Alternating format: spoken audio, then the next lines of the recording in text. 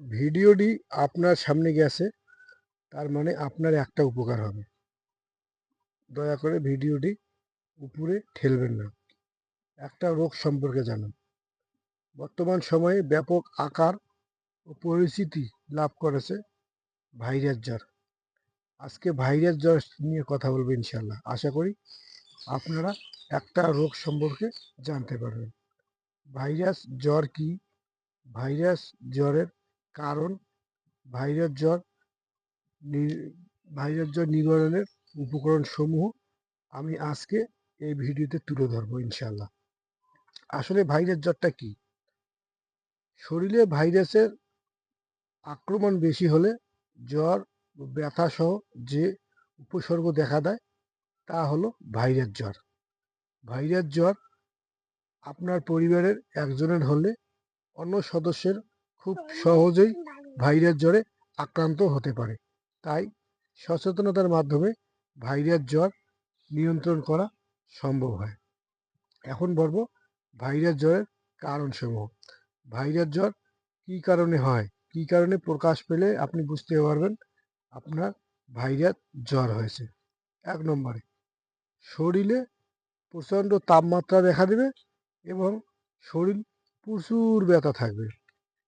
আপনাকে অস্বস্তি লাগবে, আপনার শরীর দুর্বল হয়ে যাবে, আপনার খাবারে অরুচি আসবে, আপনার সমস্ত শরীর মাংসপেশিতে ব্যথা অনুভূত হবে, আপনাকে শীত শীত অনুভূত হবে, অর্থাৎ আপনাকে ঠান্ডা ঠান্ডা ভাব লেগেই থাকবে।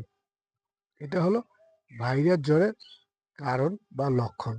এখন বলবো ভাইরাস জ্বরের নিয়ন্ত্রণের উপায়সমূহ। ভাইরাস জ্বর হলে আপনি কি করবেন তা ভিডিওতে এখন বলবো ইনশাআল্লাহ। ভাইরাস জ্বর হলে আপনাকে অবশ্যই পর্যাপ্ত পরিমাণে পানি পান করতে হবে। পানির কোনো বিকল্প নেই। যত বেশি পানি পান করবেন তত শরীর আপনার ব্যালেন্স ঠিক থাকবে। তাই আপনাকে বেশি করে পানি পান করতে হবে। ২য় নম্বর হলো আপনাকে পূর্ণ বিশ্রামে থাকতে হবে। ভাইরাস জ্বর নিয়ন্ত্রণের সুন্দর একটা মাধ্যম হলো আপনাকে পূর্ণ বিশ্রামে থাকতে হবে। ৩ নম্বরে আপনাকে সুস্বাদু ও তরল খাবার খেতে হবে, যেমন সবুজ ফলমূলও খেতে পারেন। ভাইরাস জ্বর যেহেতু সেটা ১ থেকে ৭ দিনের মধ্যে যদি না কমে অবশ্যই বিশেষজ্ঞ ডাক্তার আপনাকে দেখাতে হবে। আপনার শরীরের তাপমাত্রা যদি না কমে সেক্ষেত্রে আপনাকে ভেজা কাপড় দিয়ে শরীর মুছে নিতে হবে।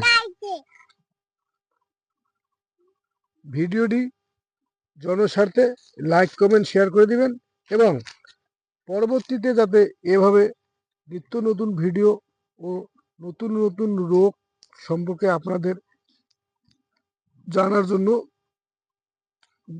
দিতে পারি, সেজন্য আমাকে উৎসাহিত করবেন। ধন্যবাদ সবাইকে।